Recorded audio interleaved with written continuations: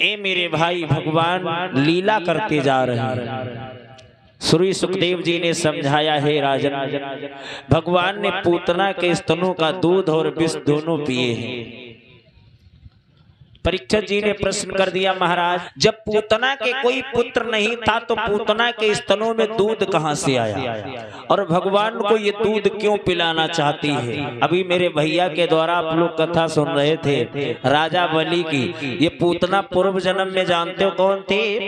ये पूतना जो है पूर्व जन्म में रतन वाला नाम की लड़की थी, जो राजा बलि की बहन हुआ करती थी। ये भगवान का वरदान था, पूतना मैं तेरे स्तनों का दूध और विष दोनों आकर के पीऊंगा। कब का वरदान था? अभी कथा सुन रहे थे।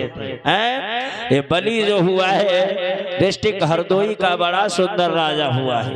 ये बलि था कौन? नृप बलि बहरोचन का बेटा, जो दैत्यों का भूप कहता था। महाराज हिरण्यकश्यप से प्रहलाद हुए। कल की बेला में हिरण्यकश्यप की कथा को सुना था। हिरण्यकश्यप के बाद में प्रहलाद का जन्म होता है। प्रहलाद के बाद में उन्हीं के द्वारा एक पुत्र पैदा हुआ जिसका नाम पड़ा है विरोचन, और विरोचन का एक पुत्र हुआ जिसका नाम है राजा बलि। ये बलि दैत्यों का भूप था, लेकिन इसके आचरण, इसके विचार था तो राक्षस, लेकिन सभी मानवों वाले थे। मेरे भाई राजा बलि जो था, ए भाई कि नृप बलि बहरोचन का बेटा और दैत्यों का भूप कहता था।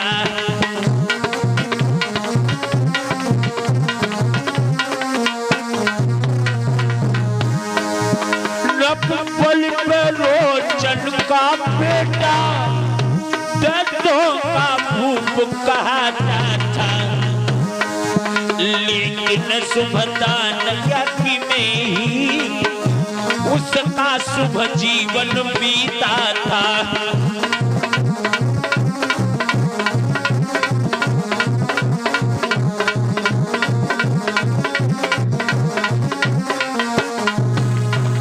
नृप बलि बहरोचन का बेटा दैत्यों का भूप कहता था, दैत्यों का राजा हुआ करता था बलि। कथा यहाँ चल रही, कथा कहाँ की है? ये पूतना कौन थी जिसके स्तनों का भगवान ने दूध पिया है? दो निपूती माताओं के स्तनों का दूध भगवान ने पिया है। वर्णन आया है दो निपूती माताएं, एक पूतना और एक यशोदा भी निपूती थी। इसके गर्भ से किसी संतान ने जन्म नहीं लिया था, फिर भी यशोदा के स्तनों का भगवान ने दूध पिया है। क्यों पिया है? ये पावन चर्चाएं भगवान कन्हैया की थोड़ी देर के लिए समझेंगे। यशोदा भी कोई और थी। जिस माँ ने कभी बच्चे को जन्म ना दिया उसके स्तनों में दूध आ सकता है? नहीं आ सकता है। लेकिन इन दोनों के गर्भ, इन दोनों के स्तनों का दूध भगवान ने पिया। क्यों पिया? आओ, ये बलि जो है इस दैत्यों का राजा हुआ करता था। लोगों, एक बार बलि ने 100 यज्ञ पूरी कर ली, और पहले का एक नियम हुआ करता था, जो 100 यज्ञ पूरी कर लेता था वो प्यारे इंद्रासन का अधिकारी हो जाया करता था। कहाँ का? इंद्रासन का अधिकारी, इंद्र बन जाया करता था। बलि की 100 यज्ञ पूरी हो गई। वाह! जैसे 100 यज्ञ पूरी हुई है, देवराज इंद्र का इंद्रासन हिलने लगा। देवराज इंद्र घबरा करके भगवान विष्णु के पास पहुंचा, बोला प्रभु त्राहिमाम रक्षा कीजिए। भगवान नारायण कहने लगे, राजा इंद्र क्यों आए हो मेरे पास? मैं आया हूँ महाराज इसलिए कि इंद्र जो है वो 100 यज्ञों का फल पा गया। कौन? इंद्र। पागल है क्या? राजा बलि। बुद्धि से काम नहीं कर रही है? बुद्धि।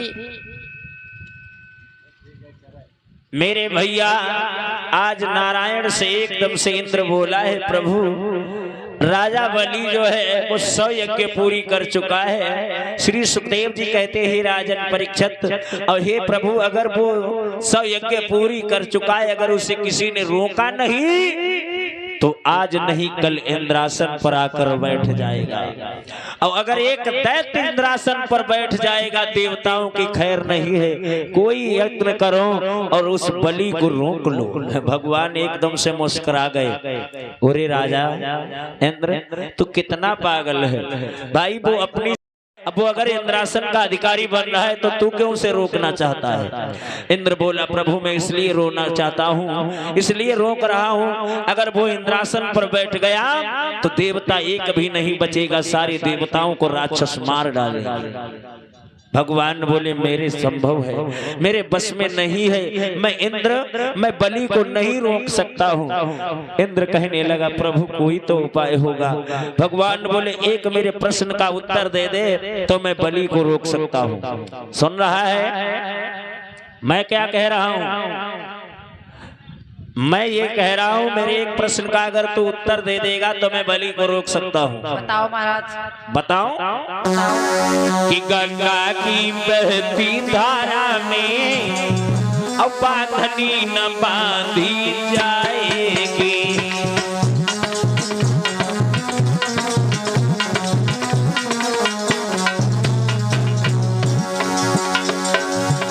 गंगा की बहती धारा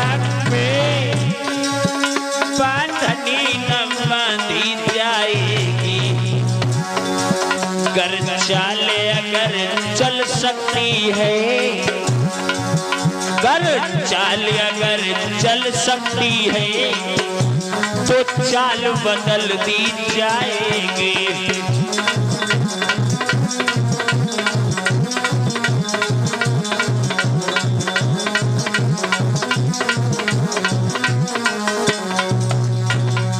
गंगा की बहती धारा में बांधनी न बांधी जाएगी।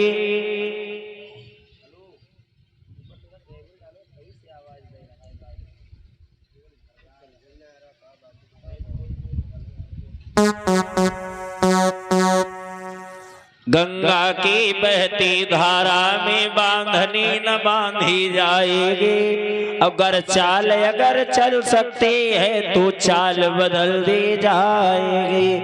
इंद्र एक बात बता, आइए महाराज। क्या तू गंगा की धारा को रोक सकता है? नहीं रोक सकता हूँ, नहीं रोक सकता हूँ। तो तू मेरे भक्त को कैसे रोक सकता है? आप ये कुछ कर सकते हो, करो। हाँ, जैसे गंगा की धारा में बांध प्यारे नहीं लगाया जा सकता है। कोई लगा सकता है गंगा की धारा में बांध? नहीं लगाया जा सकता है। हाँ, गंगा को दूसरा रास्ता दिया जा सकता है, इस स्थान से दूसरे स्थान से निकाला जा सकता है। और अगर तू मेरे पास आया है तो जा, मैं जितना वचन दे चुका हूँ मैं अपना ही प्रण पालूंगा।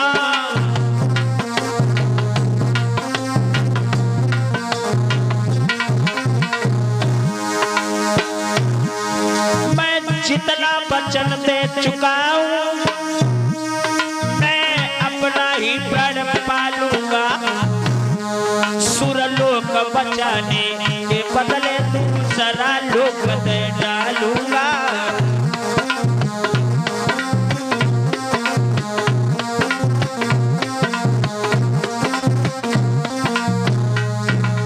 जाओ इंद्र, अगर तुम कह रहे हो तो मैं इस सुरलोक को इंद्रासन को बचाने के लिए देवराज बलि को दूसरा लोक दे दूंगा। आज भगवान बलि को दूसरा लोक देने के लिए छलने के लिए चले हैं। कैसे चले हैं? हमारे पूर्वज लोग एक होली की लाइन गाया करते थे, भगवान नारायण कैसे बलि के पास गए थे। चले तीरलोकी बलि को छला, चले तीरलोकी रे,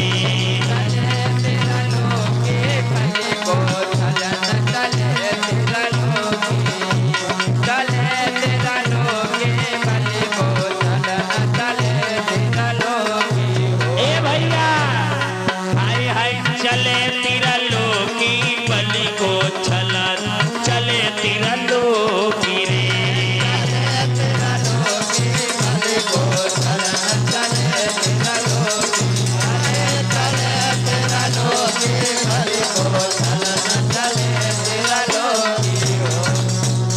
बलि को छलन चले तिरलोकी कला बनाई ओछी। अब 52 अंगुल रूप बनायो छोटी पहली धोती बलि को छलन चले तिरलोकी चले तिरलोकी बलि को छलन चले तिरलोकी चले तिरलोकी बलि को छलन चले तिरलोकी हाय हाय चले तिरलोकी बलि को छलन चले तिरलोकी रे तिरलोकी बलि को छलन चले तिरलोकी। ये आज अरे सुंदर रूप सामलो जिनको तिलक मत पर धारो और चिमटा लीनो आत्म भगवन अरे मृगछाला धारो बलि को छलन चले तिरलोकी रे चले तिरलोकी बलि को छलन चले तिरलोकी चले तिरलोकी बलि को छलन चले तिरलोकी हाय हाय चले तिरलोकी बलि को छलन चले तिरलोकी रे चले तिरलोकी बलि को छलन चले तिरलोकी चले तिरलोकी बलि को छलन चले तिरलोकी। आरे स्वर्ग लोक को छोड़ी के भगवान बनी गए आज व्रत लोकी और छोड़ी चले हैं क्षीर सिंधु को आज बने तेरा लोकी बलि को छलन चले तिरलोकी में चले तिरलोकी बलि को छलन चले तिरलोकी चले तिरलोकी बलि को छलन चले तिरलोकी तिरलोकी बलि को छलन चले बलि को छलन चले तिरलोकी। आज बलि को छलने के लिए भगवान 52 अंगुल के बन गए। हाय हाय सुंदर स्वरूप भगवान ने बनाए लो है और सुंदर स्वरूप बनाए के आज भगवान बलि को छलीबे के लिए चले हैं। बलि गए पूरे संता आज भगवान तो गबन हरि कियो और साधुन को धरी के बेसुरे गवन करे दियो।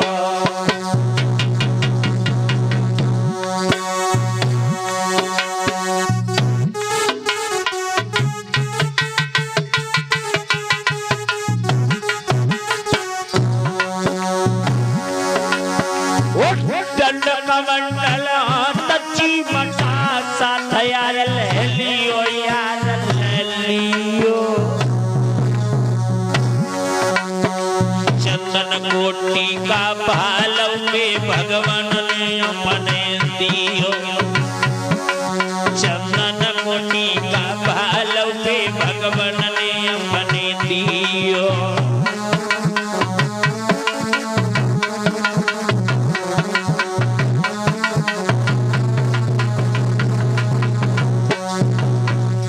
भगवान बलि को छलने के लिए महात्मा बन गए। महात्मा और कैसे चले? अरे तुलसी की शोभे माला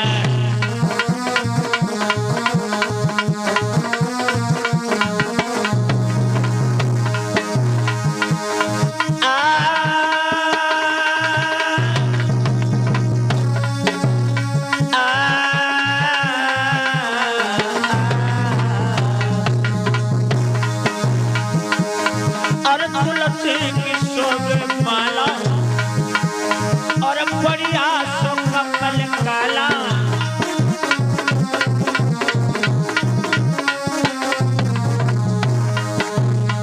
अरे जन रूप धरो मत वाला, अरे बड़ रूप धरो मत वाला और बढ़िया सो कमल काला।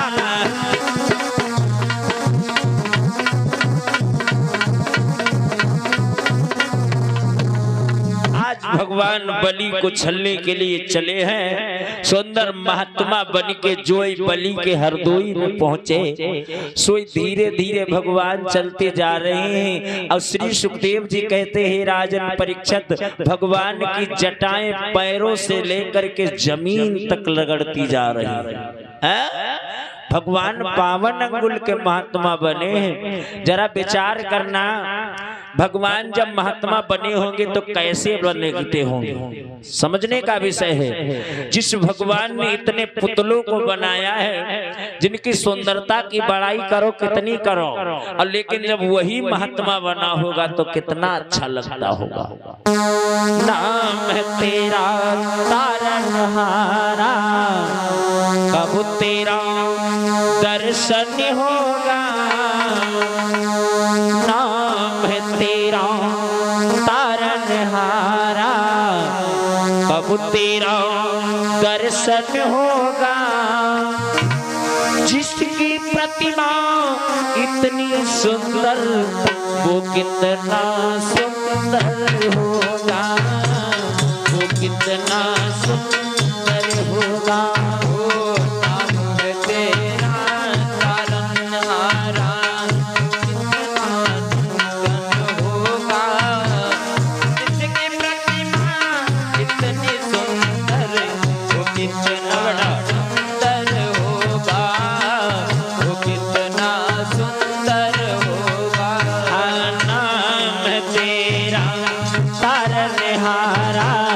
कब तेरा दर्शन होगा।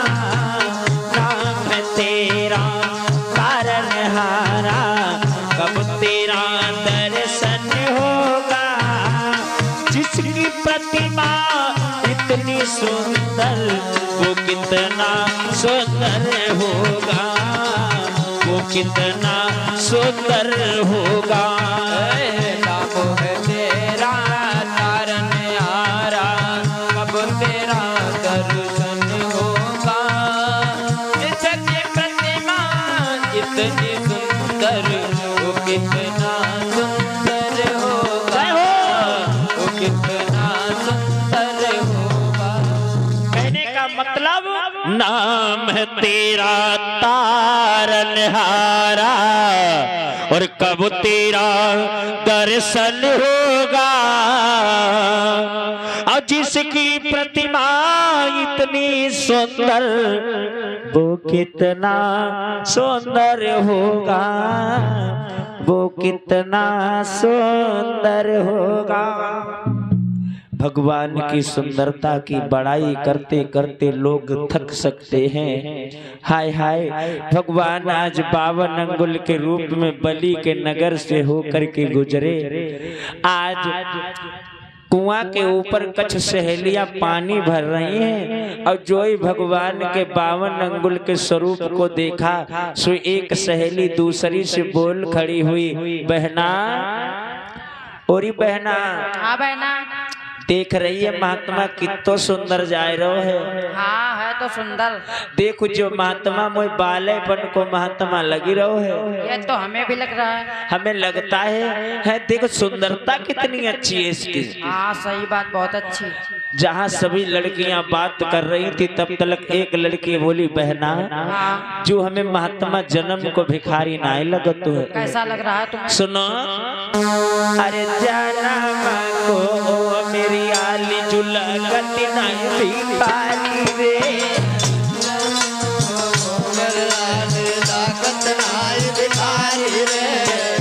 बहना,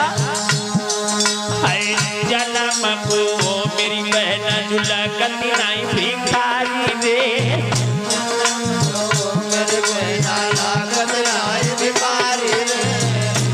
हाँ, बारों छोड़ के जाके मरी गई कोई महतारी रे।